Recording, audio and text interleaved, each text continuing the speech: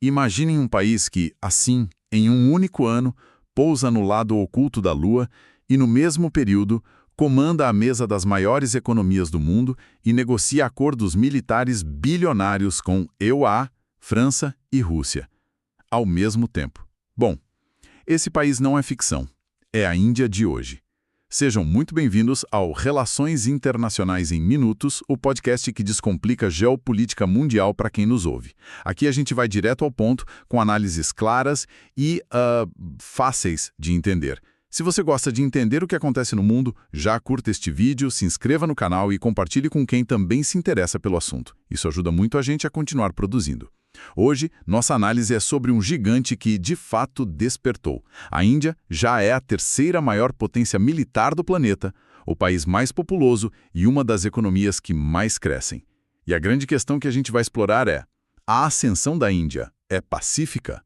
É uma nova liderança para o mundo? Ou ela está se preparando para desafiar a ordem liderada pelo Ocidente? Exato. Eu acho que essa é a pergunta central. A Índia deixou de ser vista como um país periférico, isso já foi. Hoje, ela exige ser tratada como uma potência global e com um projeto de poder muito claro sob o governo de Narendra Modi. Nossa missão aqui hoje é entender as várias facetas, os vários lados desse projeto. Ok, vamos começar a desembrulhar isso então. A Índia hoje, como eu disse, participa de tudo.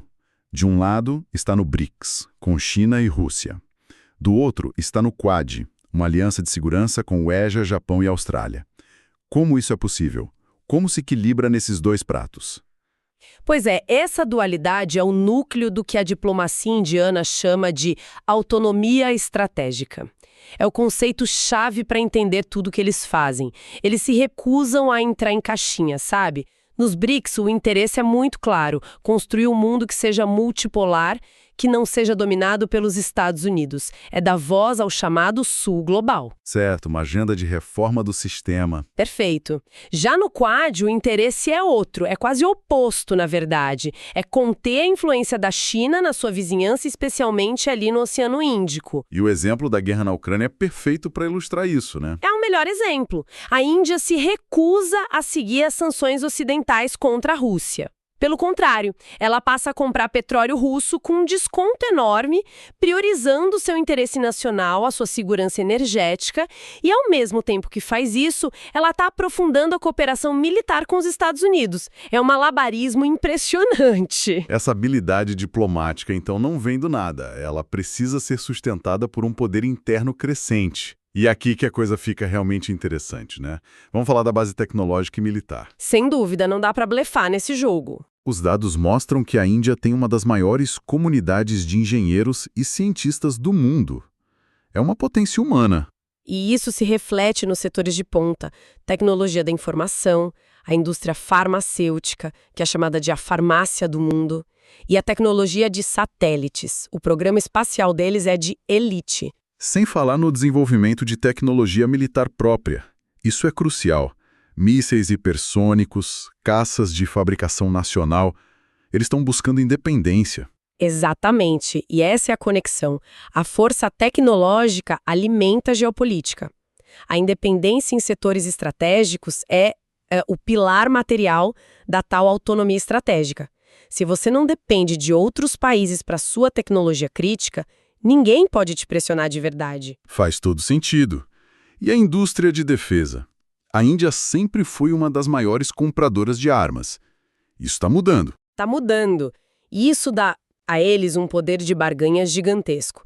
Eles ainda compram muito, mas agora eles podem escolher entre americanos, russos, franceses, israelenses.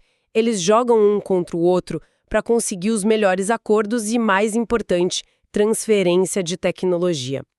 E o que é fascinante aqui é como o governo Modi une todo esse desenvolvimento material a um discurso ideológico muito poderoso. O nacionalismo hindu, o Hindutva. Isso. Ele une o país em torno de uma identidade forte, de uma ideia de que a Índia é uma civilização milenar retomando seu lugar no mundo. O discurso é sempre focado em independência estratégica e na defesa do interesse indiano acima de tudo. É uma força mobilizadora muito potente. Olha, sei que é muito detalhe, mas se essa análise está fazendo sentido até aqui, para quem está nos ouvindo, comente gigante asiático aqui embaixo, assim a gente sabe que estão acompanhando o raciocínio com a gente. Boa. Então vamos focar agora na relação mais tensa, mais contraditória de todas: Índia e China. Eles têm confrontos abertos, às vezes até mortais, na fronteira, mas ao mesmo tempo são parceiros nos BRICS.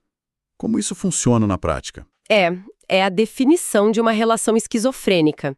Eles são rivais estratégicos, isso é o principal. Eles competem pela influência em toda a Ásia.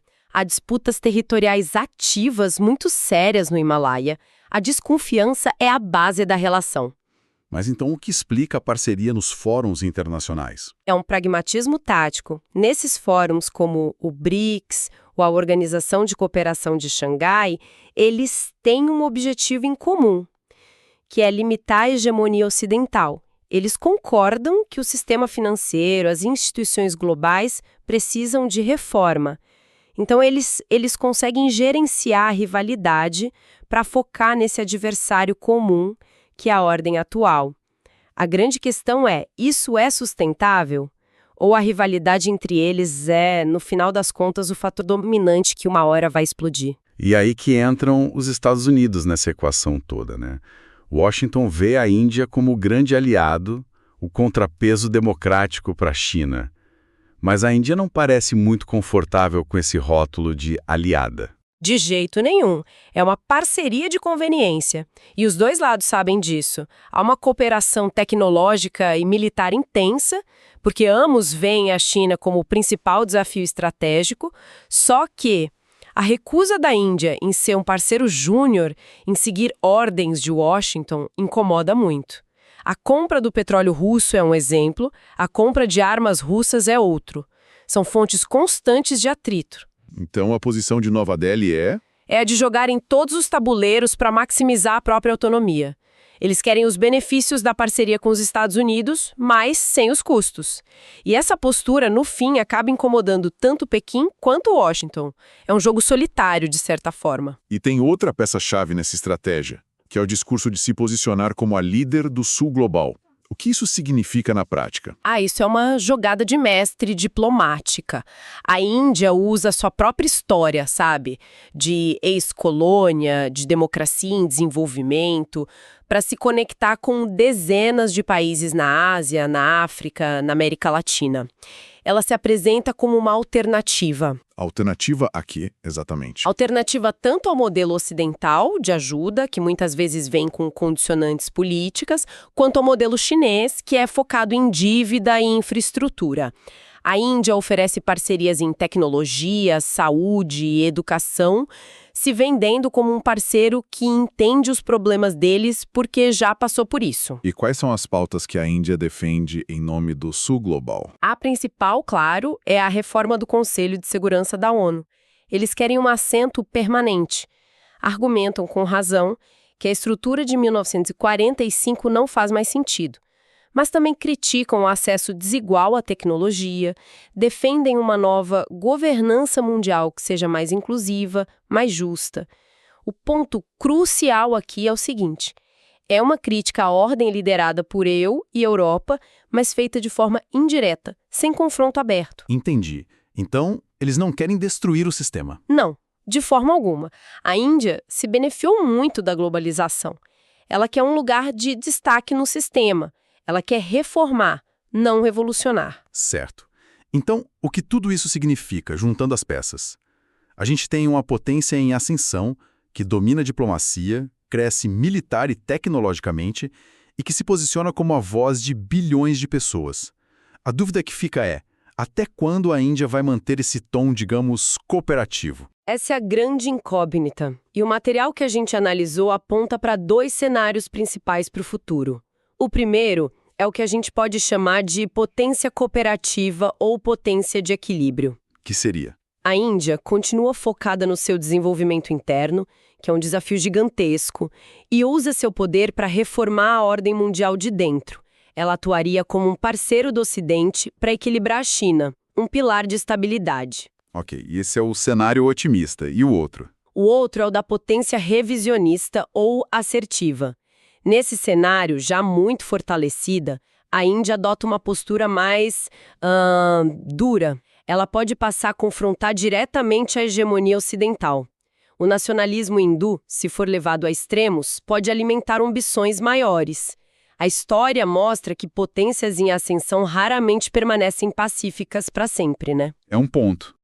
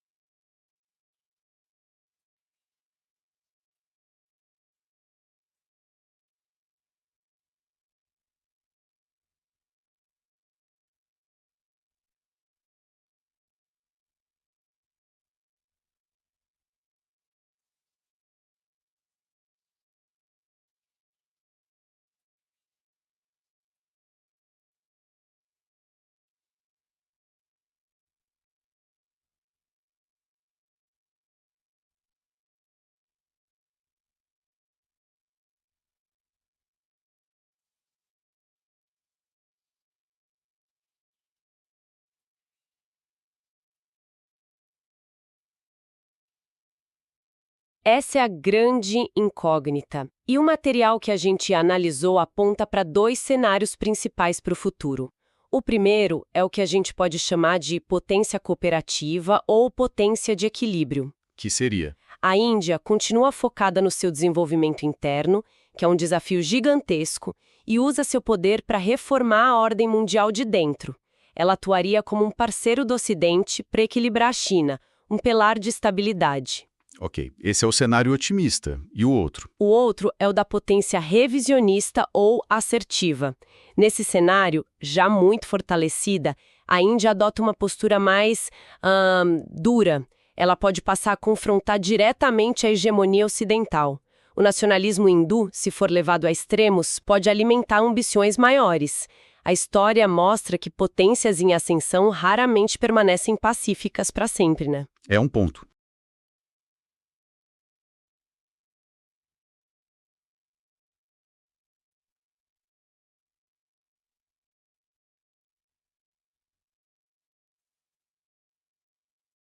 O mundo hoje aplaude a ascensão da Índia, mas talvez, sem perceber, esteja criando o próximo gigante que no futuro será muito difícil de conter. É uma provocação que um dos textos faz. E que deixa a gente pensando. A Índia será o fiel da balança? O ponto de equilíbrio entre o Ocidente e o Oriente? Ou ela está apenas ganhando tempo até ter poder suficiente para ditar as próprias regras do jogo? E a gente quer saber a opinião de quem nos ouviu. Comente aqui. Para você, Nova Delhi é uma futura parceira, uma rival inevitável ou as duas coisas ao mesmo tempo? Deixe seu comentário. Ótima pergunta. Se você gostou desta análise profunda, não esqueça de curtir o vídeo e compartilhar. Ajuda muito o nosso canal a crescer. E no nosso próximo encontro, vamos analisar a Coreia do Sul. Como um país do tamanho de Pernambuco se transformou numa potência tecnológica e militar global. Fique ligado. Até lá!